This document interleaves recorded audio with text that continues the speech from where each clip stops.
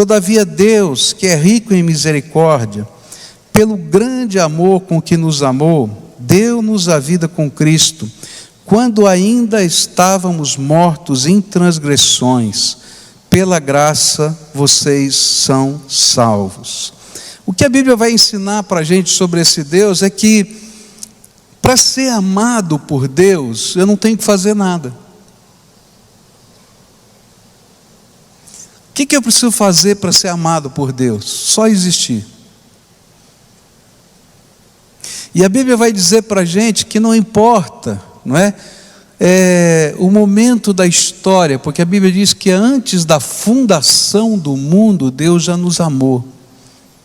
Tem um texto da Bíblia que diz que antes que o mundo existisse, Deus já sabia que você ia existir, e Ele já tinha amado você.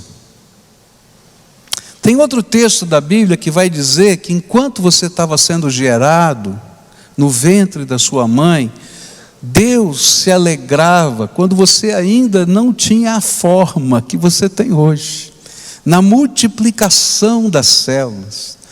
Eu não sei, toda vez que eu leio aquele salmo, eu fico pensando na minha emoção quando eu fui ver pela primeira vez, não é, o Michel ou a Kelly no ultrassom, né? Quem é pai, quem é mãe já sabe disso, né? Vai lá e passa. E naquele tempo, gente, não tinha ultrassom 3D, 4D como tem hoje. O médico passava lá e a gente via uma mancha, não é? E olha, a gente via aquela mancha assim, e o coração já explodia, e dizia: oh, que coisa linda. Não dava para ver nada, era uma mancha, mas que coisa linda, né? E quando escutava, não era nem ultrassom, escutava os batimentos cardíacos ali, rapidinho, né? Porque eles são bem agilizados, bem rápidos, a gente se derretia. E cada vez que eu leio o Salmo 139, eu fico pensando nisso, num Deus que antes da fundação do mundo já me amava, e num Deus que quando eu estava sendo gerado, não é? Ele já me amava. E quando eu leio lá o Evangelho de João, eu vou descobrir uma coisa linda, quando ele diz assim: olha, vocês não foram formados pela vontade da carne e do sangue, mas porque Deus tinha um plano para a sua vida. Não importa se aquilo foi um acidente de trabalho lá entre o papai e a mamãe. Não, antes de tudo isso Deus já tinha um plano. E aí eu fiquei pensando, que coisa tremenda. O meu pai me ama incondicionalmente, só porque eu existo. Ele me ama incondicionalmente. Talvez a gente não consiga entender o que isso significa, se não olharmos esse fato na perspectiva da paternidade humana. Eu me lembro de uma família aqui da igreja, que houve um problema no nascimento da criança, e a criança ficou sem oxigenação do cérebro, nasceu, e ela viveu durante vários anos uma vida vegetativa, completamente vegetativa. E eu quero dizer para vocês como aqueles pais se desdobravam em amor para cuidar daquela criança. E eu me lembro de um dia, de uma pessoa ter dito para a mãe, quase que num tom assim misericordioso: que bom seria se a sua filha morresse. Nossa, aquela mulher queria matar essa outra que falou isso. Porque para amar, e amar de coração, de verdade, esse amor paternal, não precisa fazer nada, só existir. Não precisa fazer nada, é só existir. Deus me ama desse jeito. Eu me lembro de várias situações que já assisti como pastor ao longo da minha vida, quando os pais vão lá cuidar do filho que chega à porta de casa, todo quebrado pelos seus próprios erros da vida, e não precisa falar nada, eles são apenas acolhidos, porque um pai que é pai de verdade, que é mãe de verdade, os pais vão amar incondicionalmente. E qual é o modelo desse amor incondicional? É do Deus Pai Todo-Poderoso. Existem muitos pais que não amam assim. E é por isso que a Bíblia diz que ainda que uma mãe pudesse se esquecer do seu filho que ainda mama, e eu acho muito interessante porque esse texto tem a ver com algo que faz parte da nossa fisiologia. Se a mãe esquecer de amamentar o filho, não é?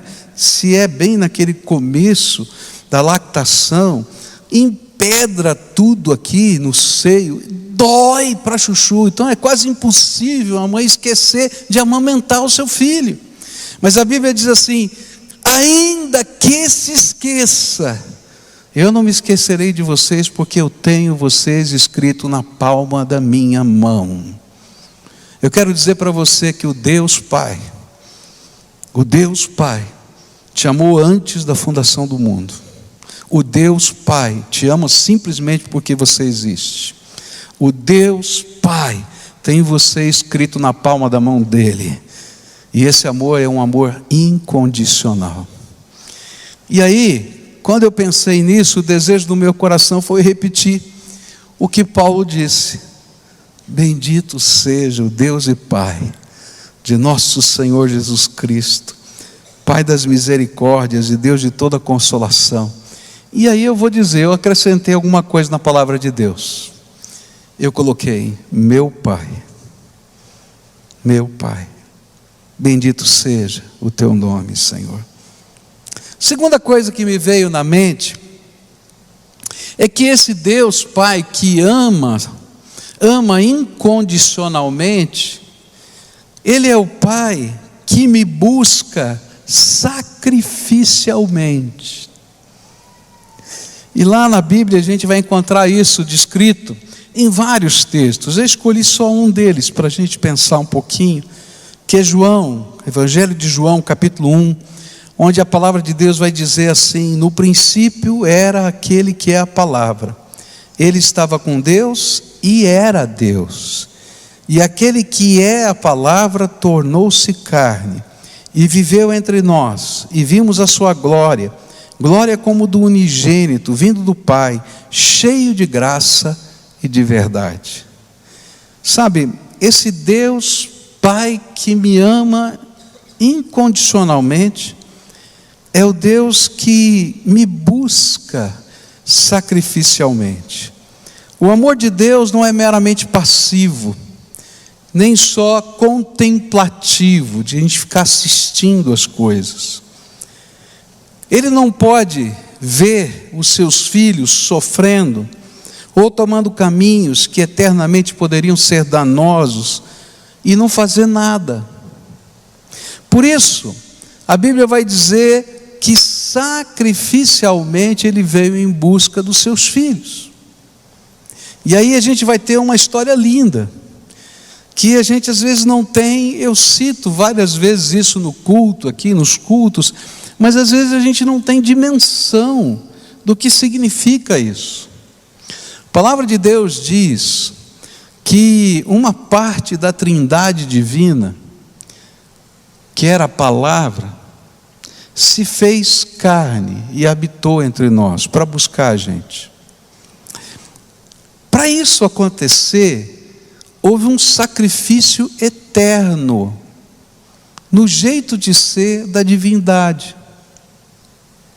É como se a gente imaginasse algum ato, não é, humano que deixasse sequelas para o resto da vida, tá?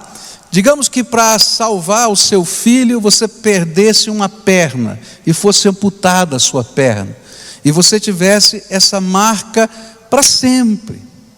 Porque o que aconteceu é que, para poder caber na forma humana, essa parte da divindade, a segunda pessoa da Trindade, a Bíblia diz que teve que se esvaziar da sua glória. Por quê? Porque Deus é infinito, e o infinito não cabe no finito. Agostinho, quando foi tentar explicar isso, ele disse assim: olha, é a mesma coisa que a gente quisesse colocar o mar dentro de um balde, não cabe. Então o que é que essa parte da Trindade fez? Ele se esvaziou da sua majestade, da sua glória, do seu poder. Ele se autolimitou extremamente, não dá para imaginar, do infinito para o finito, para caber na forma humana. Não sei se você consegue entender isso. E sabe o que vai acontecer? É que nunca mais Jesus, que é a segunda pessoa da Trindade, vai se encher novamente. Por toda a eternidade ele se esvaziou. E por toda a eternidade ele vai ter um corpo, a semelhança do corpo ressuscitado que aqueles que viverem na eternidade com ele terão. Então, quando ele me amou e ele veio me procurar, não foi uma coisa, uma brincadeira, um passeio, uma aventura, uma coisa sem sentido. Foi uma prova tremenda de amor sacrificial. Sacrificial.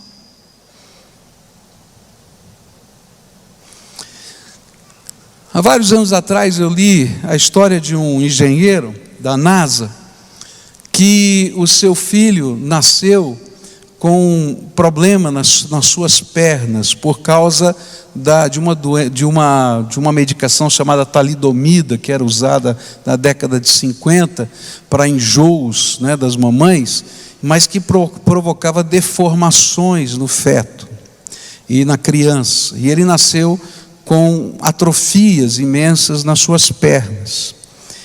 E aquele homem, não é, viveu com esse drama, esse pai. Quando chegou na fase dos 18 anos de vida desse menino, ele começou a ter uma série de problemas de relacionamento com esse pai, porque ele não entendia muito bem o seu pai, ele não entendia muito bem o jeito de ser do seu pai, e às vezes ele até imaginava que o seu pai não o amava. Então havia aquele conflito de gerações. E um dia ele foi lá na garagem, isso foi lá nos Estados Unidos, ele foi lá na garagem, lá eles guardam um monte de tralha na garagem, e ele começou a mexer em umas caixas, e começou a colocar os papéis dessas caixas no chão e abrir aquelas plantas enormes de engenharia, e não tinha nenhum foguete espacial, nada disso. Sabe o que tinha? O desenho das pernas do seu filho. Desde que ele era bebê, as várias evoluções. E aí ele foi conhecer um pouco mais da história, e soube que o seu pai deixou a NASA para trabalhar como técnico numa fábrica de próteses, só para desenvolver as próteses dos seus filhos, do seu filho. E ele tinha criado os mais diversos projetos para que o seu filho pudesse ter uma vida plena e total. E aí ele descobriu uma coisa tremenda, que o seu pai o havia amado sacrificialmente.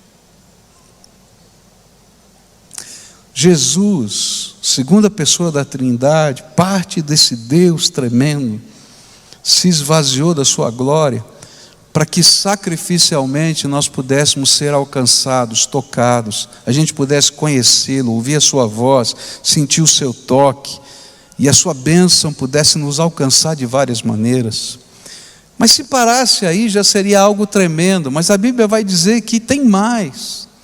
A Bíblia vai dizer que esse Cristo, quando ele veio com um propósito, que era um segredo no céu, ninguém sabia disso, nem os anjos sabiam, e na verdade havia uma discussão no céu, a Bíblia diz isso, que havia uma discussão no céu, os anjos diziam assim: como é que Deus vai poder salvar? Eles sabiam que Deus queria salvar o homem, mas eles diziam: como é que Deus vai salvar essa gente? E a Bíblia diz que se os principados e potestades conhecessem o plano de Deus para a nossa salvação, nunca teriam crucificado a Jesus, porque esse era exatamente o plano de Deus, que esse Cristo, que veio nos buscar sacrificialmente, Ele tomaria o meu lugar e o seu lugar na cruz do Calvário. Porque a Bíblia diz que o salário do pecado é morte. Mas o dom gratuito de Deus é a vida eterna em Cristo Jesus. A barreira que existia entre o Pai e eu tinha que ser vencida. E Deus sabia que eu e você não tínhamos poder nem capacidade para fazê-lo. Então Ele se esvaziou da sua glória para estar aqui com a gente, nos ensinar os seus valores, mostrar a sua vontade. Mas não parou aí não, para tomar o meu lugar na cruz do Calvário e morrer por mim. E eu pararia aí, mas quando eu continuo estudando a Bíblia, lá no livro de Efésios, depois no livro do Apocalipse, eu vou descobrir algo mais tremendo. É que naqueles 3 dias entre a morte e a ressurreição, Jesus desceu ao Hades. Está lá escrito lá no livro de Efésios, que Ele desceu ao Hades. O Hades é o lugar que nós chamamos de inferno, o lugar dos mortos. E a Bíblia diz lá no livro de Apocalipse, capítulo 1, para que Ele foi ao Hades? Para tirar das mãos de Satanás as chaves da morte e do inferno, para que todo aquele que nele crê não pereça, mas tenha a vida eterna. Eu tenho um Pai que me ama incondicionalmente, mas eu tenho um Pai que me busca sacrificialmente, porque Ele pagou sacrificialmente o que fosse necessário para que a gente pudesse estar aqui. E enquanto eu pensava nisso, eu disse assim, às vezes a gente olha, isso parece um negócio tão místico, tão distante da gente, mas eu lembrei de algumas histórias aqui. Eu me lembrei de uma família aqui da nossa igreja, que anos atrás teve uma invasão na sua casa, de bandidos, assaltantes. E esses assaltantes imobilizaram a família e tal, etc. Estavam lá levando o que precisavam, queriam levar, e ele não fez nada, deixou isso acontecer. Até o momento em que esses assaltantes tentaram abusar da sua filha e da sua esposa. E naquela hora, aquele homem não pensou 2 vezes. Ele se atracou com aqueles assaltantes e foi esfaqueado. Saiu dali para o hospital de ambulância esfaqueado. Acho que não foi de ambulância, foi socorrido por pessoas. Mas chegou lá esfaqueado. Por quê? Porque quando a gente ama alguém e a gente quer o bem dessa pessoa, a gente se sacrifica e não mede consequências. E quando eu olho para esse Deus Pai que eu estou adorando, eu descubro que Ele me amou dessa maneira. Eu já contei isso para vocês. Quando eu era pequeno, minha irmã pequenininha estava andando, aprendendo a andar ainda, caminhando assim devagarinho em casa, e a gente morava num apartamento, e a gente não se preocupava muito porque ela não tinha altura suficiente para abrir a porta, mas ela cresceu, e aí ela abriu a porta, e bem de frente da porta, eram aqueles apartamentos de 4, 5 andares, que só tem as escadarias logo de frente, e muito recentemente tinha uma menina de 5 anos falecido, porque ela tinha caído no fosso das escadas, tinha um vão na escada, ela caiu e aí morreu ali no prédio. E aí a minha irmãzinha começou a caminhar na direção da escada, e o papai estava sentado do outro lado da escada, e quando ele viu a minha irmãzinha indo na direção da escada, ele saiu correndo, e ele viu que ele não ia conseguir alcançar a filha, e ele deu um salto de goleiro, sabe aqueles saltos de goleiro? Agarrou a minha irmã e desceu de peito a escadaria. Ele se quebrou todo, ficou doente, de cama, todo roxo e tal, mas a minha irmãzinha não tinha uma marquinha. Quando eu lembro dessas coisas, eu fico pensando como elas são pequenas diante da grandeza do Pai que eu tenho, o Deus Todo-Poderoso. Esse Deus Pai merece ser adorado. Por isso eu quero dizer, como Paulo: bendito seja o Deus e Pai de nosso Senhor Jesus Cristo, Pai das misericórdias e Deus de toda consolação. E eu vou acrescentar: meu Pai. Terceira coisa que eu aprendi aqui é que esse Deus que me ama incondicionalmente, me busca sacrificialmente, é o que me atrai insistentemente. Ele é o Pai que não desiste da gente nunca, nunca. E aí eu me lembrei de alguns trechos da palavra de Deus que se encontram no Evangelho de Lucas. O primeiro deles diz assim: quando se aproximou e viu a cidade, Jesus chorou sobre ela e disse: se você compreendesse neste dia, sim, você também, o que traz a paz. Ou melhor, está faltando um trechinho aqui, né? Compreendesse nesse dia, você que traz a paz, mas agora isso está oculto aos seus olhos. Virão dias em que os seus inimigos construirão trincheiras contra você, a rodearão e a cercarão de todos os lados. Também a lançarão por terra, você e os seus filhos. Não deixarão pedra sobre pedra, porque você não reconheceu a oportunidade que Deus lhe concedeu. E aí continua dizendo em outro trecho de Lucas: Jerusalém, Jerusalém, você que mata os profetas e apedreja os que lhes são enviados, quantas vezes eu quis reunir os seus filhos, como a galinha reúne os seus pintinhos debaixo das suas asas, mas vocês não quiseram. Esse Deus não apenas nos busca sacrificialmente, mas Ele é insistente, porque Deus não pode desistir da gente. Não é natural para Ele. Por isso, enquanto você tiver um sopro de vida, Ele vai continuar buscando você insistentemente. E é por isso que a Bíblia diz que Jesus chorou diante da cidade de Jerusalém, porque Ele sabia o que aconteceria com aquela cidade no futuro. Ele sabia que ia chegar um tempo que aquela cidade ia ser destruída, o templo seria destruído, os judeus seriam espalhados pelo mundo, como foram até 1948. Ele sabia de tudo isso. E ele sabia também o que aconteceria com ele se ele entrasse na cidade de Jerusalém. E aqui está o contraste. Ele sabia que se ele entrasse na cidade de Jerusalém para levar essa mensagem para eles mais uma vez, eles o prenderiam e ele seria crucificado. Mas a Bíblia diz que ele não podia não deixar de entrar naquela cidade, porque ele tinha que insistir mais uma vez.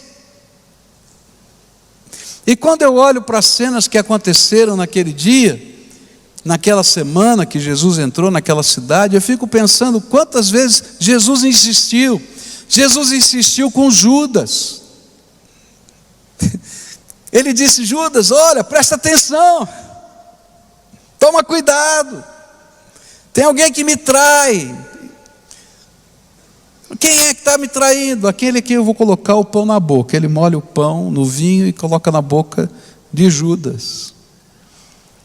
Naquela hora, ele estava insistindo: Judas, presta atenção, toma cuidado. Ele insistiu com Pedro: Pedro, toma cuidado, você vai me negar 3 vezes.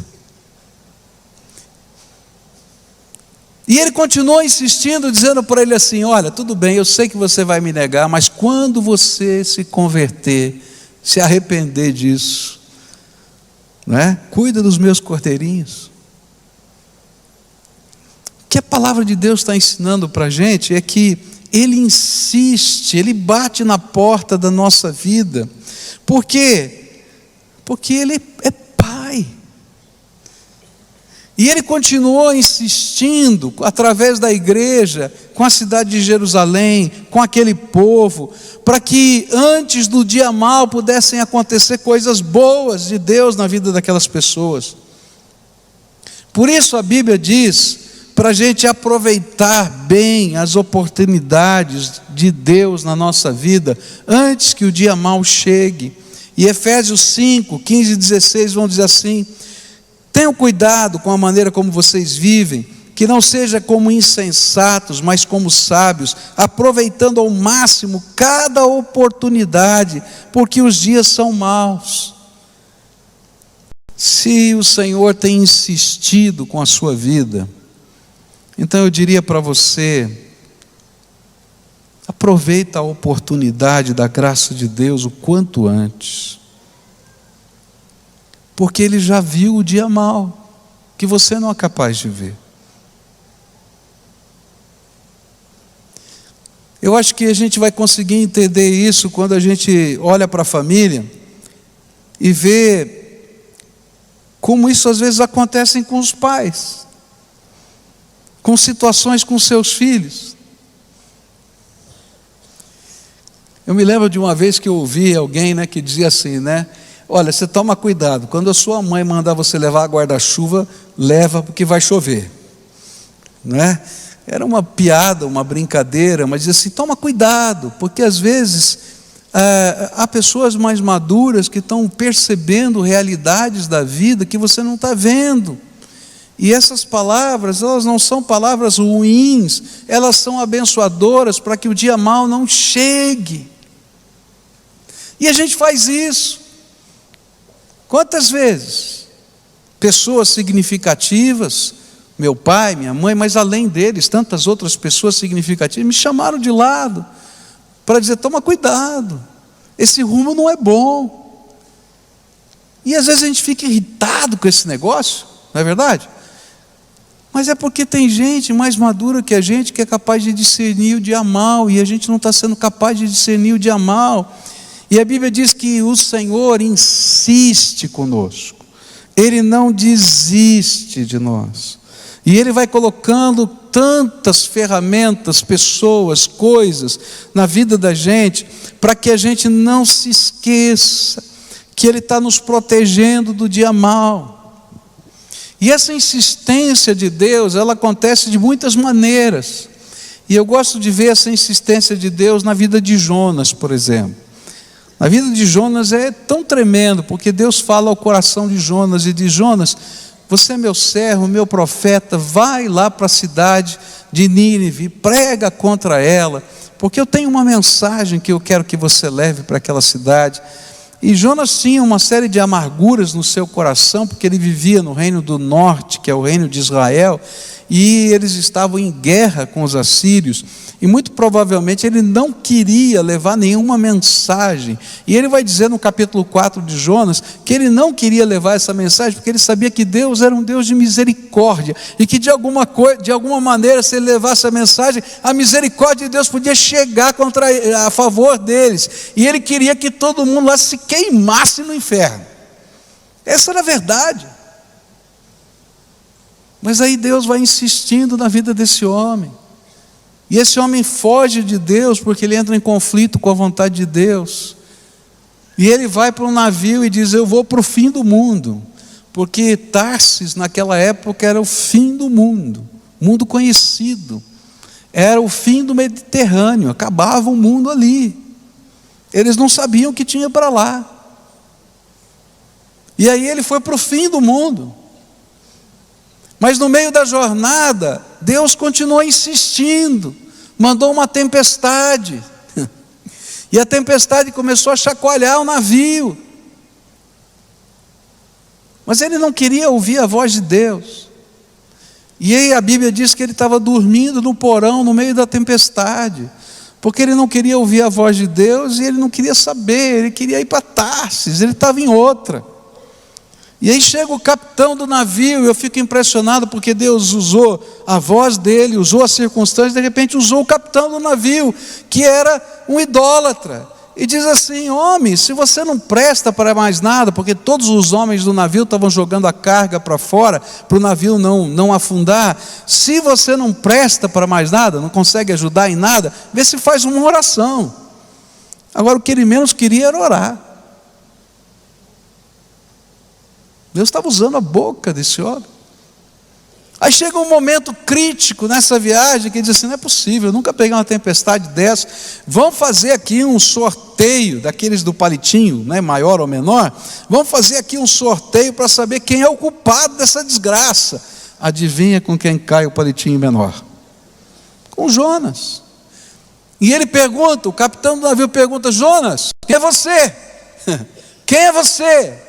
Ele esperava um assassino, um bandido, alguma coisa assim, e diz assim: eu sou profeta do Deus vivo que criou o céu, a terra e o mar. Eu imagino a cena. Isso não está na Bíblia, está na minha cabeça, tá? Você é louco, fugir de Deus no mar. Ele criou o mar, você é louco. O que eu faço com você? Me joga no mar que eu tenho que me resolver com Deus. E aí eles dizem: não podemos fazer isso com você. E eles remam, e não conseguem. Aí chega uma hora e diz assim: olha, não conseguimos. E jogam. E a Bíblia diz que um grande peixe vem e o engole. Quando ele está envolvido nas águas no fundo do mar. E é interessante que ele faz a oração dele lá quando ele está envolvido nas algas no fundo do mar. Se você ler o capítulo 2, ele vai dizer: quando eu estava envolvido naquelas algas, né, eu vi a minha morte. E aí eu clamei ao Senhor. E o Senhor mandou um peixe. E deixou ele lá mais 3 dias no peixe, pensando na vida. Eu acho que Deus fez isso porque ele conhecia Jonas. Porque tem uns cabras tão cabeça dura, que Deus dá umas lambadas e quando sai dali ainda faz de conta que não aconteceu nada. Então ele falou: fica mais 3 dias lá para ver se é de verdade. Sabe por que eu estou falando isso? É porque não existe lugar no universo em que a gente pode se esconder do amor de Deus. E alguém vai dizer: mas isso é amor? É amor. A Bíblia diz que um pai que ama o seu filho, disciplina o seu filho. E se a gente é capaz de honrar um pai humano que disciplina o seu filho, porque depois a gente entende, na hora da disciplina a gente não entende, mas depois a gente entende o valor, quanto mais a gente não deveria honrar o Deus eterno, que está trabalhando sobre assuntos eternos na nossa vida. Ele está falando de eternidade, não só de coisinhas aqui. Quando os nossos filhos eram pequenos, os dois, eu não sei porquê, eu acho que toda criança tem isso, mas nossos dois tinham. Eles adoravam querer colocar a mão no fogo. Tinha lá um fogo, uma chapa quente, um negócio. Aí eles vinham lá doidinho para pegar. E a gente dizia: não, isso aqui machuca, queima.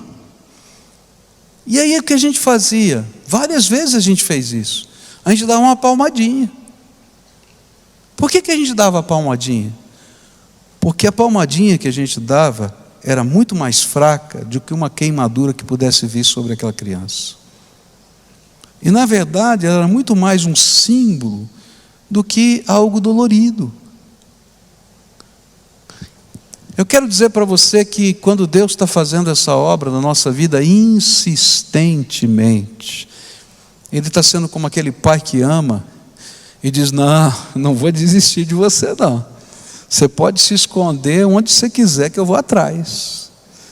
E quando eu pensei nisso na minha vida, o desejo que veio ao meu coração foi dizer: bendito seja o Deus e Pai de nosso Senhor Jesus Cristo, Pai das misericórdias e Deus de toda consolação.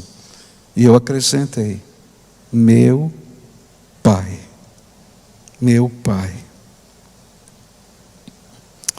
E eu queria terminar dizendo para você que esse Deus, Ele é bendito porque Ele é o Pai das misericórdias e Deus de toda consolação. E eu quero adorá-lo porque na jornada das nossas vidas, esse Deus que nos ama incondicionalmente, esse Deus que nos busca sacrificialmente, esse Deus que não desiste de nós, que é insistente, né? Que vai lá insistir na nossa vida. É aquele que nos consola de uma maneira irresistivelmente. Porque toda vez que eu chego quebrado, mas arrependido, esfolado, mas desejoso de restauração, sem esperança, mas buscando nele um novo caminho e uma nova esperança, eu encontro esse Deus que me consola de modo irresistível. Porque Ele é o Pai das misericórdias e o Deus de toda consolação. E eu gosto sempre de pensar numa das figuras que me tocaram muito. E eu já falei isso para você, mas essa é uma figura tão forte para mim. Tinha aqui no porão da igreja, lá embaixo, uma escola de artesanato, há muitos anos atrás. E era interessante porque esse povo ia buscar vidro de carro quebrado. Não sei se você já viu, né? Vidro de carro quebrado, ele estilhaça tudo, ele fica todo assim, ele quebra, fica tudo cheio de estilhaços, né? Uns caquinhos bem pequenos. E tinha baldes e baldes de vidro quebrado lá embaixo. E eu olhava aqueles vidros quebrados, né? Eu achava aquilo uma coisa esquisita, um monte de vidro quebrado. O que esse povo vai fazer? E aí teve um dia que eles me chamaram para ver o artesanato que eles estavam fazendo com aquele vidro quebrado. E tinha coisas lindíssimas. Jarros, cristaleiras, né, essas coisas, né, parecendo cristal, né, grande assim para você colocar na mesa, tal. E eu não sei se você já viu aquele vidro que ele fica todo, parece que ele está todo partidinho assim por dentro, mas ele está todo consolidado. É lindíssimo aquilo. Alguns tinham alguma cor, às vezes outros não tinham. Era uma coisa linda, era uma obra de arte. E um dia eu estava olhando para aquilo e Deus tocou meu coração para dizer assim, que muitos de nós, quando nos chegamos a Deus, somos como aquele vidro, todo quebradinho, moidinho, não é nem quebrado, é moidinho. E quando a gente olha para a realidade da vida da gente, um vidro moidinho, como eu olhei para aqueles baldes, ficavam em baldes assim, dizia, o que a gente vai fazer com isso? E muitas vezes a gente fica pensando na obra de Deus na nossa vida e diz assim, não vai dar para fazer muita coisa, porque a gente fica pensando, como é que vai colar esse negócio, como é que vai juntar? E outra, se você já quebrou alguma coisa, né, e tentou colar, vamos falar baixinho aqui, fica horrível. Não é verdade? Fica tudo remendado. Se quebrou pouquinho, ainda você se disfarça. Mas se quebrou mesmo, fica horrível. E a gente fica pensando, o que vai Deus fazer com a vida da gente? E aí o Espírito de Deus tocou meu coração para dizer assim, sabe, eu sou o único que tem poder de pegar os cacos de vida e transformar em obra de arte por causa do meu amor. E eu tenho visto tanta gente que Deus pegou como caco, que está se transformando em obra de arte, porque o Espírito de Deus está fazendo algo novo na vida deles. Hoje eu vim aqui para dizer isso. Bendito seja o Deus e Pai de nosso Senhor Jesus Cristo, Deus das misericórdias, Pai das misericórdias e Deus de toda consolação, meu Pai. E nessa noite eu queria convidar você a, ouvindo tudo isso, a deixar o teu Pai cuidar de você. Porque muitas vezes não é a mão de Deus que está encolhida para não cuidar da nossa vida, mas nós é que estamos arredios, fugindo do amor do Pai, fugindo da comunhão do Pai.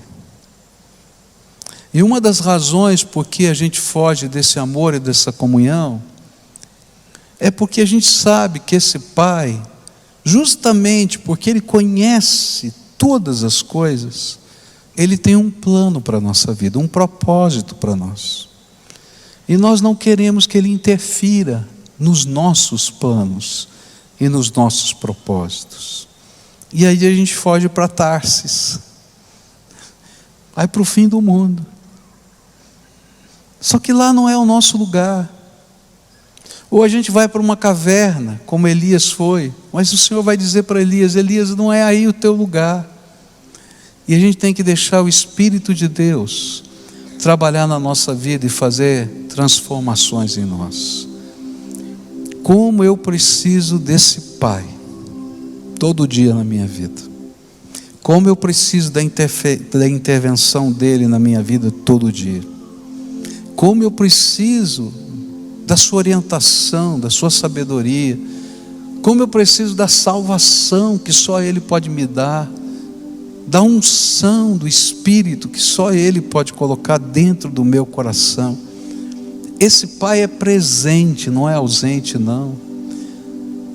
Na homenagem que foi feita aos pais, eu não sei se passou hoje à noite, passou a homenagem? Não passou, né?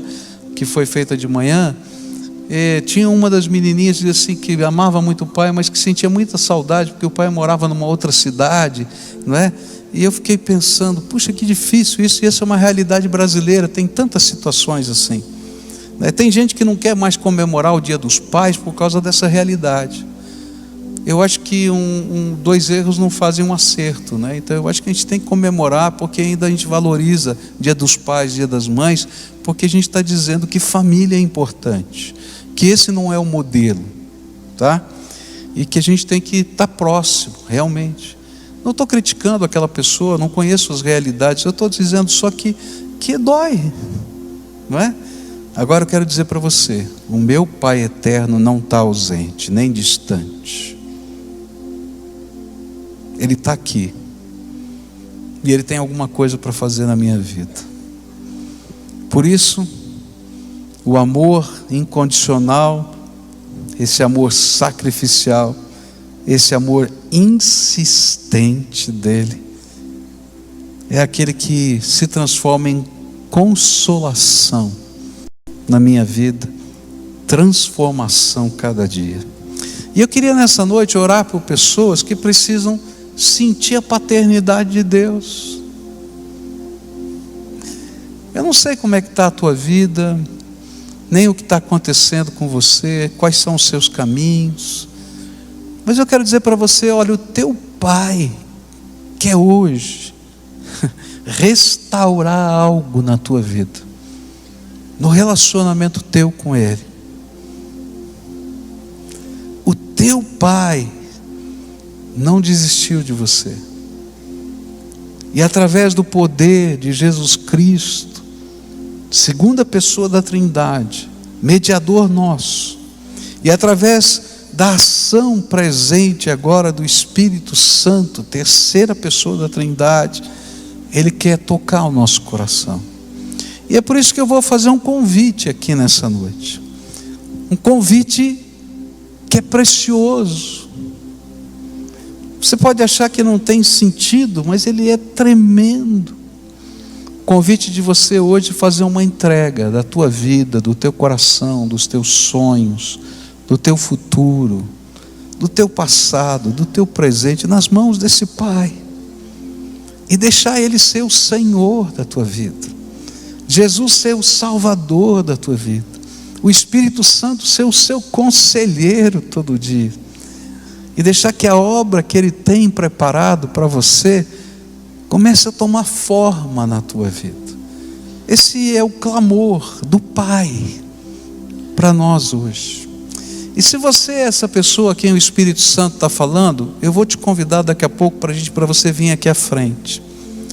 Porque toda vez que a gente toma uma decisão dessa, a gente tem que abrir mão de uma coisa, da nossa própria vontade. Jesus disse: se a gente não se negar a si mesmo, tomar a nossa cruz e segui-lo, a gente não pode segui-lo. E o que impede a gente seguir Jesus é que a gente é altivo, nariz empinado. A Bíblia chama de dura cerviz, pescoço duro. E a gente tem que se inclinar desse lado. Jesus, pode me dizer como é que eu tenho que viver? E aí ele começa a nos orientar. Ele continuará sempre perto de você, porque ele não vai desistir de você, mas você está perdendo o melhor. E vai chegar um dia em que o tempo da oportunidade vai passar, e o dia mau chega para todos nós. Então, antes disso, aproveita a tua oportunidade. E eu convido as pessoas para virem à frente, porque não se engane, se num templo tocado pelo Espírito Santo de Deus, nesse ambiente de fé, você não está disposto a se deixar levar pelo encaminhar de Deus, quando você sair dessa porta para fora, você não vai deixar, vai continuar do mesmo jeito. E então essa é uma maneira para você mesmo se conhecer. Até que ponto você quer se colocar de fato na mão do Senhor? Então, se houver alguém aqui nessa noite que o Espírito Santo está tocando, para realmente fazer essa entrega, colocar a sua vida, o seu coração, a sua história, o seu projeto nas mãos do Senhor, eu vou convidar para você vir aqui à frente para a gente orar. Vou pedir para os pastores estarem aqui para acolher. Vem para cá, os pastores, os líderes, todos estão aqui. Acolham as pessoas que vão chegar, né? E que a gente possa acolher esse povo, dizer: olha, que bênção, porque o Pai tem algo tremendo para fazer. Se você é uma dessas pessoas a quem o Espírito Santo está falando, vai saindo aí do seu lugar e vem para cá, em nome de Jesus. O Espírito de Deus está falando com você? Pode vir, vai saindo do seu lugar. Se tiver uma família que está aqui hoje, a quem o Espírito está tocando, olha, você vai dizer: sabe, eu senti aqui no meu coração que Deus falou comigo hoje. Eu quero tomar uma posição.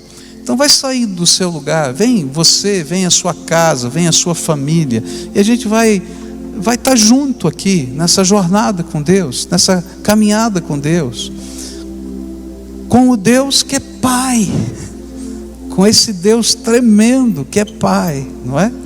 Então vem para cá. Se o Senhor está falando com você, sai aí da galeria. Se você está lá em cima, se você está aqui embaixo, vem. Se você está lá no fundo, vem. Deixa o Espírito de Deus fazer a obra que Ele tem para fazer na tua vida. Eu não sei como é que vai ser, qual vai ser o próximo passo.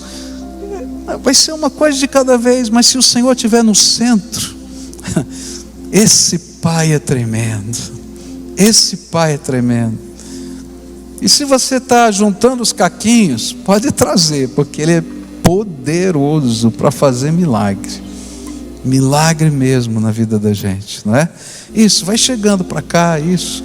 Os irmãos estão aqui, já vão acolhendo também. Se tiver outros irmãos que possam vir aqui acolher, vem aqui, dá um abraço. Quem está aqui na frente, chega junto aqui, acolhe em nome de Jesus, tá? E a gente vai orar juntos aqui, tá? Colocando a nossa vida, nosso caminhar com Deus nas mãos dele, né? Pedindo orientação, sabedoria nessa jornada de Deus. Talvez alguém está voltando, não é? Conhece, se afastou e está na hora de voltar. O Senhor sabe de todas as coisas. Então vem, em nome de Jesus. Tem gente chegando aqui e logo em seguida a gente vai orar juntos aqui. Pode vir. Aqueles a quem o Espírito Santo está chamando, você sabe que é com você. Então vem para cá, em nome de Jesus. Em nome de Jesus. Pode vir, em nome de Jesus. Amém, amém. Que bênção, que gostoso estarmos juntos na presença de Deus. Agora vamos orar juntos, tá? A primeira oração é a sua, tá? É uma oração que eu digo de entrega. Tudo isso que eu falei já tem acontecido na tua vida. E vou dizer, esse Deus não vai desistir de você, porque Ele te ama incondicionalmente. Não vai desistir, vai continuar caminhando. Mas Ele tem mais, e Ele quer te dar mais da graça dEle. E o que você está fazendo aqui é abrir a porta para Ele fazer o mais dEle na tua vida. tá? Então você vai dizer para ele: Senhor Jesus, diga assim, repita junto comigo: Senhor Jesus, eu abro a porta do meu coração e te convido para assumir o teu lugar de Senhor da minha vida, de dono. E eu quero, Senhor, todo o propósito que o Senhor tem para mim. Eu sei que tem muita coisa na minha história, mas eu sei que o Senhor morreu por mim, e que o teu sangue é poderoso para me purificar de todo o pecado. Eu sei que existem muitas batalhas, algumas que são até demoníacas, mas o Senhor é poderoso para quebrar todo o ataque de Satanás contra a minha vida. Por isso eu quero estar na palma da mão do Senhor. Me acolhe, porque eu quero te acolher. Em nome de Jesus. Amém. Agora eu quero orar por você. Pai querido, a tua palavra diz que o Senhor abriria janelas dos céus e derramaria do teu Espírito Santo sobre todo aquele que te invocasse. E eu quero te pedir agora, Senhor, faz isso. Começa a abrir as janelas dos céus e derramar o teu Espírito Santo sobre esse teu povo de maneira abundante. Que eles sejam, Senhor, revestidos, Senhor, como se o Senhor estivesse derramando um óleo lá do céu, que caísse sobre a nossa cabeça, escorresse pelo nosso corpo até chegar ao pé. Que esses teus filhos sejam cheios do teu Espírito, selados pelo teu Espírito, envolvidos pela tua graça. E eu quero te pedir, Pai, em nome de Jesus, o teu filho, Pai, caminha com eles, e que cada dia, o Senhor faça deles, Senhor, um milagre. Eu não estou pedindo para o Senhor fazer apenas um milagre neles, ainda que eles precisem dos teus milagres, mas que eles sejam um milagre do Senhor a cada dia. Reveste, Senhor, a casa deles do teu poder, o coração deles da tua alegria, a sabedoria do alto esteja sobre eles. Que o Senhor renove, Senhor, as forças, que o Senhor consolide a fé, e que a graça do Senhor se revele na fraqueza deles. É aquilo que nós oramos no precioso nome de Jesus. Amém e amém. Agora eu queria convidar toda a congregação para ficar de pé, para a gente encerrar esse culto juntos, pode ser? Dá a mão para quem está perto de você. Você está aqui, fica aqui um pouquinho mais para a gente encerrar o culto. Só dá a mão para quem está perto de você, tá? Para a gente encerrar junto aqui o culto, pode ser? Tá bom? Eu acho que esse é um momento tão precioso, né, que a gente vai encerrar junto aqui, cantando essa canção. E eu queria dizer uma coisa para vocês, todos que estão aqui, tá? Se você esquecer de tudo mais que eu falei, tá? Pode ser que você esqueça. Só não esquece uma coisa: o Senhor quer ter um encontro com você todo dia. Então marca o teu encontro com Ele. A hora você diz, o lugar você diz, Ele vai estar lá todo dia. Sabe, não é uma igreja que faz diferença na vida da gente, não é um pastor que tem poder para fazer qualquer coisa. Eu sou homem que nem você, tenho muitos defeitos, como qualquer ser humano. O que faz diferença é a nossa comunhão com esse Pai. Então marca um encontro com Ele, que Ele vai estar lá todo dia. E é esse Pai que vai te aconselhar, que vai te instruir. Pega a palavra de Deus, a Bíblia, tá? E deixa essa Bíblia falar com você. Muitas vezes a gente não entende a Bíblia, porque a gente não tem uma Bíblia numa linguagem atualizada, que tem aí um português de 350 anos atrás. Se você não tem uma Bíblia que você entenda, pode pedir para um desses pastores que estão aqui, esse está aqui na frente. Olha, eu quero ganhar uma Bíblia, você vai ganhar de presente, leva para casa, tá? e deixa Deus falar com você. A sabedoria de Deus vai ser revelada. Começa pelo Novo Testamento a ler a Bíblia. Por quê? O Velho Testamento são profecias, coisas que vão acontecer. O Novo Testamento são as profecias cumpridas. Então é mais fácil entender quando eu leio o Novo Testamento e depois eu volto para ler o Velho, porque aí eu vou ver, olha só, isso aqui era aquilo, fica bem mais fácil, tá? E deixa o Espírito Santo de Deus te guiar. Ele quer ser o seu Deus, o seu Pai, o seu Senhor, o seu conselheiro, o seu Salvador. É você e Ele, e é isso que faz diferença, tá bom? Se esquecer tudo, lembra de uma coisa. Ok, já esqueceu, vou ter que falar tudo de novo. Você tem um encontro todo dia com o Senhor. Marca um encontro com Ele. Se esquecer tudo, o que você vai lembrar? Tem um encontro com Ele. Tenha um encontro com Ele. Deixa Ele falar com você, tá bom?